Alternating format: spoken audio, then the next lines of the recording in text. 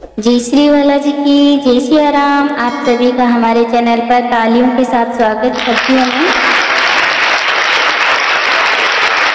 आज मैं लेके आई हूँ अन्नपूर्णा व्रत कथा। जो अन्नपूर्णा व्रत कथा को सुनता है, व्रत करता है, उसके घर में अन्न धन का ढेर हो जाता है। काशी के निवासी धनंजय की पत्नी का नाम सुलक्षणा था। उसे अन्य सब सुख प्राप्त थे, केवल उसको एक दुख था कि उसके पास पैसे धन दौलत नहीं थे। उसे हर समय सताता रहता था। एक दिन सुलक्षणा पति से बोलती है, स्वामी आप कुछ उद्यम करो तो काम बने, इस प्रकार कब तक चलेगा। सुलक्षणा की बात धनंजय के मन में बैठ गई और उसी दिन विश्वनाथ शंकर जी को प्रसन्न करने के हेतु पूजा में बैठ कहने लगा, हे देवानी देव महादेव, मुझे पूजा पाठ कुछ नहीं आता है, केवल तुम्हारे भरोसे बैठा हूँ, इतनी विनती कर रहा हूँ। वह 3 दिन भूखा प्यासा बैठा रहा।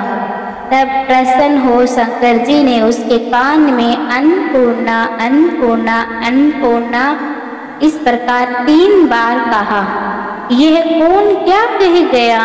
इसी सोच में धनंजय पड़ गया कि मंदिर से आते ब्राह्मणों को देखकर पूछने लगा, अन्नपूर्णा कौन है। वे बोले, तू अन्न छोड़कर बैठा है सो अन्न की बात सूझती है, जा घर जाकर अन्न ग्रहण कर। धनंजय घर चला गया। स्त्री से बात कही। वह बोली, नाथ चिंता न करो, स्वयं शंकर जी ने यह मंत्र दिया है, वे स्वयं ही इस मंत्र का खुलासा करेंगे, आप फिर जाकर उन्हीं की आराधना करो। धनंजय फिर जैसा का तैसा बैठ गया। रात्रि में शंकर जी ने आज्ञा दी कि पूर्व दिशा में जा, उसका योग लगेगा तो सुखी हो जाएगा। महादेव बाबा का कहना मानकर वह पूर्व दिशा की ओर चल पड़ा। वह अन्नपूर्णा अन्नपूर्णा जपता हुआ रास्ते में फल खाता, झरनों का पानी पीता हुआ जाता था। इसी तरह कितने ही दिन बीतने पर वहां उसे अति रमणीक वन दिखा।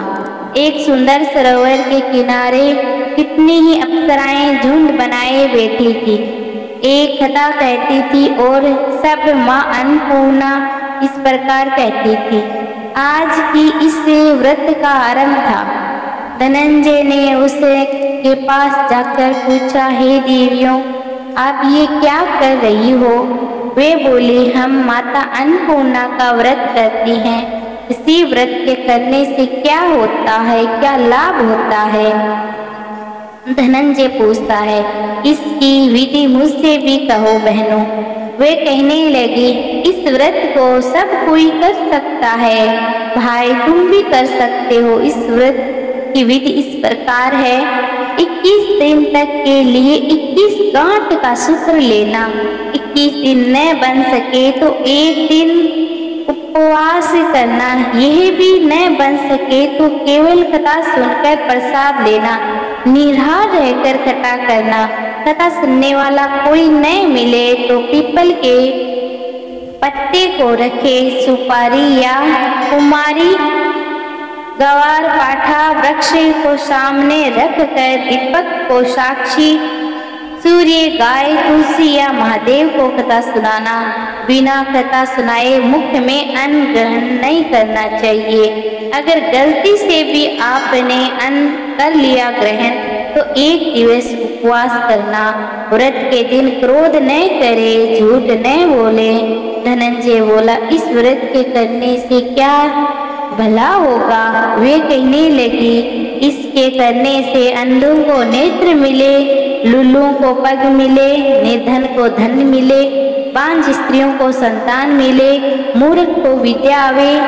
जो जिस कामना से व्रत करे माँ उसकी इच्छा पूरी करती है। वह कहने लगा, बहनों मेरे भी अन्न धन विद्या आदि कुछ भी नहीं है, मैं भी एक ही दुखिया ब्राह्मण हूँ, मुझे इस व्रत का सुख दोगी।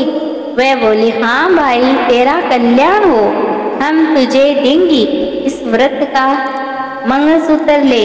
धनंजय ने व्रत किया। व्रत पूरा हुआ, तभी सरोवर में से एक 21 गांठ की सीधी स्वर्ण हीरो मोती जड़ित प्रकट हुई। धनंजय अन्नपूर्णा दो कहता हुआ उस सीढ़ी पर से उतर नीचे गया तो क्या देखता है कि करोड़ों सूर्य के समान प्रकाशमान माता अन्नपूर्णा का मंदिर उसके सामने है। स्वर्ण सिंहासन पर माता अन्नपूर्णा विराजमान है। सामने भिक्षा हेतु भगवान शंकर खड़े हैं। देवानी देव चमर डुराती है, कितनी हथियार बांधे पहरा देते हैं। धनंजय जगदम्बा के चरण में गिर गया। देवी उसके मन का क्लेश जान गई। धनंजय कहने लगा, माता, आप तो अंतर्यामी हो, आपको अपनी दशा मैं क्या बताऊं अपने मुख से। माता बोली, तूने मेरा व्रत किया है, आज मैं तुझे प्रेमवश होकर कहती हूँ, जा, इस संसार में तेरा सत्कार होगा। माता ने धनंजय के जिह्वा पर बीज मंत्र लिख दिया।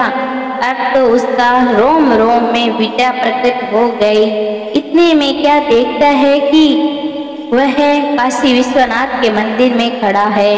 माँ का वरदान ले धनंजय घर आया। सुलक्षणा से सब बात कही। माता की कृपा से उसके घर में अटूट संपत्ति उमड़ने लगी। छोटा घर बहुत बड़ा गिने जाने लगा। संबंधी लोग कहने लगे, बिना संतान के इसका भोग कौन करेगा। सुलक्षणा के संतान नहीं थी, इसीलिए उसको दूसरा विवाह कर लो, ये कहा सारे परिवार वालों ने। और अनिच्छा से धनंजय को दूसरा विवाह करना पड़ा और सती साध्वी सुलक्षणा को सोत का दुख उठाना पड़ा। इस प्रकार दिन बीतते गए। फिर अगहन मास आया। नए बंधन में से बंधे पति पत्नी से सुलक्षणा ने कहा कि व्रत के प्रभाव से हमें सुखी हुए हैं, इसी कारण यह व्रत हमें नहीं छोड़ना चाहिए। प्राणनाथ, यह माता जी के प्रताप से जो कुछ हमें मिला है, इनसे ही हम संपन्न और सुखी हैं। सुलक्षणा की यह बात सुन धनंजय व्रत में बैठ गया। नई बहू को इस व्रत की खबर नहीं थी। वह धनंजय के आने की राह देखती रही। दिन बीतने लगे और व्रत होने में 3 दिन ही बाकी थे। नई बहू को खबर पड़ी। ईर्ष्यावश सुलक्षणा के घर आ पहुंची। झगड़ा मचा। वह धनंजय को अपने साथ ले गई। नए घर में धनंजय को थोड़ी देर के लिए निद्रा ने आ दबाया। उसी समय नई बहू ने उसे व्रत का सूत्र तोड़कर आग में झोंक दिया। माता के कोप से सब कुछ जल गया। सुलक्षणा जान गई कि पति से फिर अपने घर ले गई।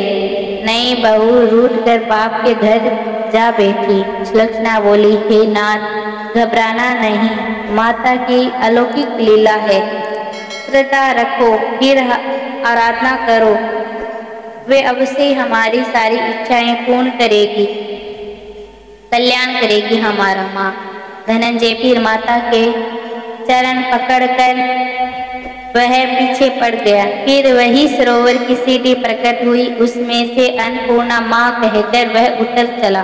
वहां जा माता के चरणों में रुदन करने लगा। माता प्रसन्न हो बोली, यह मेरी स्वर्ण की मूर्ति ले, इसका पूजन करना, तू फिर से सुखी हो जाएगा। तुझे आशीर्वाद है, तेरी स्त्री सुलक्षणा ने श्रद्धा से मेरा व्रत किया है, उसे मैंने पुत्र दिया है। धनंजय ने आंख खोली तो खुद को काशी विश्वनाथ के मंदिर में पाया। वहां से फिर उसी प्रकार घर आया। उधर सुलक्षणा को दिन चढ़े और पूरे होते ही एक सुंदर पुत्र का जन्म हुआ। इसी प्रकार उसे निसंतान सेठ के पुत्र होने से उसके गांव में माता अन्नपूर्णा का मंदिर बनवाया।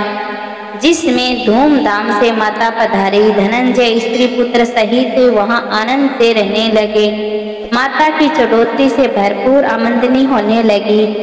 इधर नई बहू के पिता के घर डाका पड़ गया, सब कुछ लूट गया। वे भीख मांग मांग कर पेट भरने लगे।